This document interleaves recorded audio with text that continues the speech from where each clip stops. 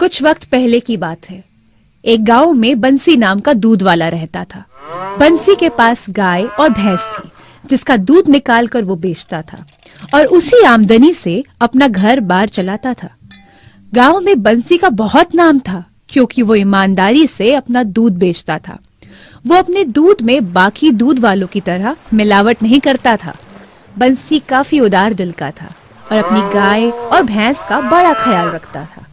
बंसी अकेला था, तो उसे ज्यादा आमदनी नहीं चाहिए होती थी अपने जीवन निर्वाह के लिए। तो बंसी हर रोज अपनी कुछ आमदनी बचा के अपनी पुरानी पुश्तैनी पेटी में रखता था, ताकि जरूरत के समय वो आमदनी उसके काम आ सके। ऐसा ही काफी दिनों तक चलता रहा। बंसी ने अपने भविष्य के लिए अच्छी आमदनी जमा कर ली थी। अरे वाह, मालिक की मेहरबानी से मेरे पास तो बहुत अच्छी आमदनी बची हुई है। थोड़ी आमदनी मैं और जोड़कर अपने लिए एक घर ले लूंगा अच्छा सा, और मेरी इन गाय और भैंसों के लिए अच्छी सी गौशाला भी बनवा लूंगा। चलो, अब रात हो गई है, चलकर सोना चाहिए। अपनी कमाई हुई आमदनी पेटी में पुरानी आमदनी के साथ रखकर बंसी सोने चला गया। और उस रात एक चोर उसके घर आया और उसकी पेटी में से बचाई हुई आमदनी लेकर चला गया। जब सुबह बंसी उठा तो उसने देखा कि उसकी पेटी खुली पड़ी है। जब नजदीक जाकर उसने देखा तो उसे पता चला कि उसकी आमदनी कोई चुरा कर भाग गया है। बंसी के तो होश ही उड़ गए थे और वो रोने लगा। उसे समझ में नहीं आ रहा था कि अब क्या किया जाए। उसने सालों की मेहनत करके जो आमदनी इकट्ठा की थी, वो कोई एक रात में चुरा कर ले गया। वो घर उदास बैठा ही था कि उसके वहां उसका मित्र रामू आया, जो बंसी से दूध खरीदता था। अरे, आज तो सुबह आया नहीं? हाँ, मैं तेरी राह देख रहा था। आया क्यों नहीं आज? तबीयत तो ठीक है तेरी? रामू, आज मेरे पास दूध नहीं है। आज तुम कहीं और से दूध की व्यवस्था कर लो।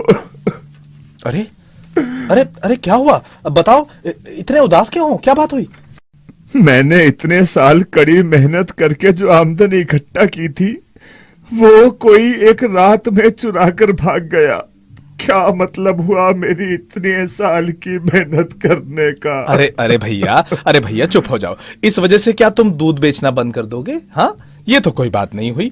तुम ऐसा करो, राजा अकबर से मिलो जाकर। वो चोर को जरूर ढूंढ देंगे और तुम्हारी मदद भी करेंगे। एक दूध वाले की मदद करने के लिए राजा अपना कीमती समय क्यों देंगे? बंसी, उन्होंने एक न्यायालय का निर्माण किया हुआ है, जहाँ छोटे मोटे विवादों का समाधान किया जाता है। मुझे यकीन है कि तुम्हें वहाँ न्याय जरूर मिलेगा।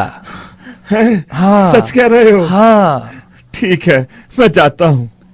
बंसी के मुख में हल्की सी मुस्कान आ गई। उसी दिन जाकर बंसी राजा अकबर से मिला। अपना परिचय दीजिए। मैं आपके ही राज्य में रहने वाला एक छोटा सा दूध वाला हूँ। ऐसा क्या हो गया है कि एक दूध वाले को हमारे न्यायालय की सीढ़ियां चढ़नी पड़ी? सरकार, मैं बड़ी उम्मीदों के साथ आपसे मिलने आया हूँ। वो सब तो ठीक है, आप हमें अपनी समस्याएं बताएं ताकि हम उसका निवारण कर सकें। जहाँपना, मैं कई सालों से दूध का व्यापार करता आ रहा हूँ। मेरे पास एक गाय है और एक भैंस है। उनके दूध को बेचकर मैं अच्छे से अपने जीवन का निर्वाह कर रहा था, पर तभी कुछ ऐसा हुआ मेरे साथ कि मेरी हिम्मत टूट गई। मैंने अपने भविष्य के लिए कुछ पूंजी जमा कर रखी थी। ये बात हमें आपकी अच्छी लगी कि हर एक इंसान को अपने जीवन में निर्वाह के साथ अपने भविष्य का भी ख्याल रखना चाहिए। आगे बढ़िए। जनाब, मैं अपनी पुश्तैनी पेटी में आमदनी जमा करता था। कुछ समय में मुझे अपने लिए एक अच्छा घर और अपनी गाय भैंसों के लिए अच्छी सी गौशाला लेनी थी, पर कल रात कोई आदमी चोरी करके वो सब कुछ ले गया। आपको कब पता चला कि आपकी आमदनी चोरी हो गई है? हुजूर, मैं सुबह जैसे ही गाय और भैंस का दूध निकालने के लिए उठा, मैंने देखा कि मेरे घर का दरवाजा खुला हुआ है। मैं घबरा गया और भागते हुए मैंने सबसे पहले अपनी पेटी को देखा। मैंने देखा कि पेटी का ताला टूटा हुआ है और अंदर मेरी सारी जमा की हुई पूंजी गायब है। ये तो भाई परेशानी वाली बात है। क्या तुमने कभी किसी से अपनी जमा पूंजी का जिक्र किया था? नहीं जनाब, मैंने कभी किसी से जिक्र नहीं किया था। किसी को मेरी पेटी के बारे में कुछ भी नहीं पता था। बीरबल, जी। हम चाहते हैं कि आप इस समस्या का हल निकालें, हमारे राज्य के दूध वालों की मदद करें। जैसी आज्ञा जहांपना। हाँ तो भाई, क्या नाम बताया आपने अपना? जी जनाब, मेरा नाम बंसी है। तो भाई बंसी, तो आपको किस पे शक है? किसी पे नहीं है। बंसी जी, आप अपने चौकीदार और आसपास के रहने वाले सब लोगों को दरबार में कल हाजिर कीजिए, ठीक है? जैसा आप कहें जनाब। दूसरे दिन बंसी ने अपने आसपास में रहने वाले कुछ लोगों को बुलाया और चौकीदार और उसके घर में काम करने वाले कुछ और लोगों को भी उसने दरबार में पेश किया। बीरबल। जी हुजूर। तो अब क्या कहना है आपको? क्या आपने चोर को पकड़ लिया है?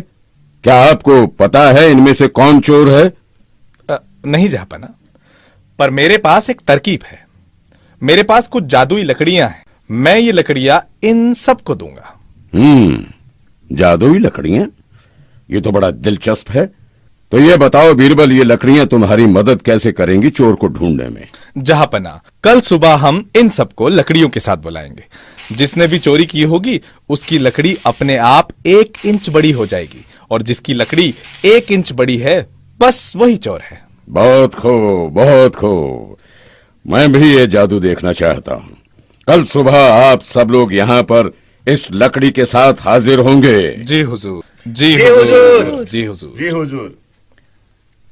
दूसरे दिन न्यायालय में सब अपने समय से हाजिर हो गए थे। बीरबल ने सबकी लकड़ियां इकट्ठा करना शुरू किया। सबने अपनी लकड़ियां दे दी और विचार कर रहे बीरबल से अकबर ने कहा, हाँ तो बीरबल, कौन है गुनहगार? क्या पता चला आपको इन जादुई लकड़ियों से? जहांपना, मैंने चोर को ढूंढ लिया है। ये चौकीदार ही चोर है। नहीं जहांपना, मैंने कुछ भी नहीं किया। बीरबल, आप इस नतीजे पर कैसे पहुंचे? जहांपना, ये कोई जादुई लकड़ियां नहीं है। ये पेड़ से एक ही माप में काटी हुई साधारण सी लकड़ियां हैं। जब मैंने कल बोला कि जो भी चोर होगा उसकी लकड़ी अपने आप 1 इंच बड़ी हो जाएगी, तो ये चौकीदार ने डर कर इस लकड़ी को 1 इंच काट दिया, ताकि जब ये 1 इंच बड़ी हो जाए तो बाकी लकड़ियों के समान ही रह जाए। बहुत खूब, बहुत खूब। भाई वाह वाह वाह वाह वाह भाई वाह वाह। ऐसे मुद्दे हल करने में तुमसे अच्छा कोई नहीं हो सकता। हुजूर। इस चोर को पकड़ लिया जाए और इसे कारावास में डाल दिया जाए, और तुम अब बंसी का सारा चुराया हुआ धन वापस कर दो। महाराज की जय हो। और इस तरह बीरबल ने अपनी समझदारी और सूझबूझ से एक और इंसाफ किया। किड्स टोन दुनिया को सब्सक्राइब करें।